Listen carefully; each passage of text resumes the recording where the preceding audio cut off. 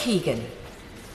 Thank you, Madam Deputy Speaker. It's a pleasure to follow the Honourable Member for Stroud, and I'd like to congratulate the Honourable Member for Angus for securing the debate and putting the case for farmers in Angus so passionately.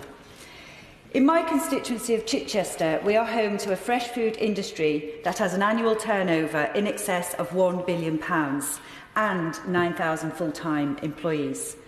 This industry has thrived for several reasons, not least because apparently we're the brightest part of the UK, with our sunny climate and coastal proximity, which magnifies the brightness by up to 10%, makes Chichester a great place to grow fruit and veg.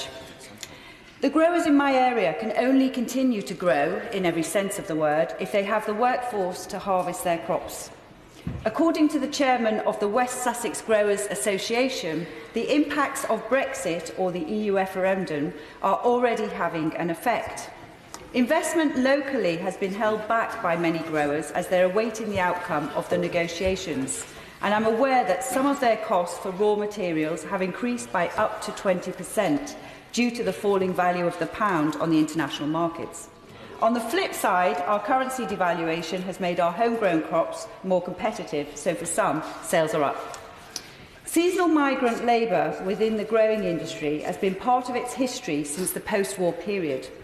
The work they do is often physically exerting, repetitive, but skilled. I can personally attest to this as I've had the opportunity to pick peppers at Tangmere Airfield nurseries, where they supply 50% of all the UK peppers that are sold in supermarkets nationwide. Many growers are struggling to maintain the levels of labour needed. The NFU Industry Survey identified a shortage of 13% across the 2017 season, peaking in September at 29%. And a fifth of businesses said last year had been the hardest recruitment year compared to any previous years. Furthermore, growers in my area claim that recruiting more skilled employees who are fluent in English has recently been much harder. They have attributed this to the lower value of the pound, meaning seasonal workers can earn just as much or more in other European countries, and we're competing for that talent. As a consequence, 73% of UK industry employers are taking steps to encourage seasonal recruitment, with wages up by 9% in 2017 over the previous year.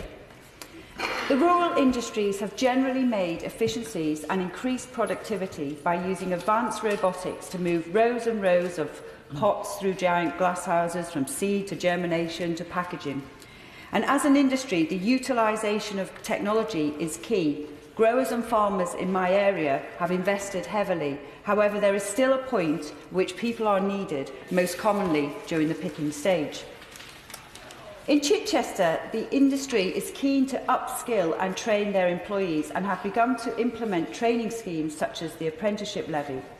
In the coming weeks, several growers are meeting with FE colleges to see how they can collaborate on apprenticeship schemes using the levy and grow and have more homegrown resource. On my visit to Tangmere, I met a former pack house worker from Poland who now runs the whole of the warehouse operation. Like in any industry, hard work and talent is rewarded with promotion. For example, Hall Hunter, a local producer of soft fruits in my constituency, has an entire management team from Bulgaria. Since the referendum, immigration control has been discussed by people in the industry at length. Due to the short-term nature and skill level of the majority of the work, we need to create a migration tool to ensure our rural industries are able to attract and recruit the people they need. Many, including the NFU, are calling for the reintroduction of the Seasonal Agricultural Workforce Scheme, known as SAWS, which could be an appropriate mechanism to ensure labour security for the sector, whilst maintaining control of our immigration system. Whatever system we put in place, it must facilitate seasonal workers to come to this country to fulfil the needs of the sector. The system needs to be frictionless as possible and allow for remote application, high levels of automation, and ensure there are as few barriers as possible to bring in the much-needed labour.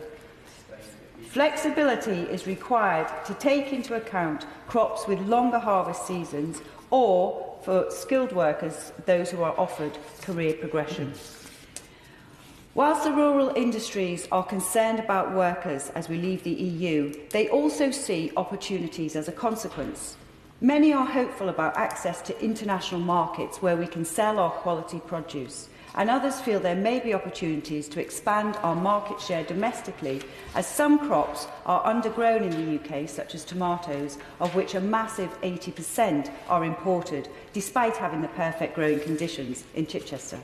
So moving forward, we must do what we can to make sure we have a suitable mechanism in place to support the growing industry, ensuring they have the right workforce they need when they are needed. If we can get this right, I am confident this industry will continue to thrive in my constituency and across the UK. Thank you.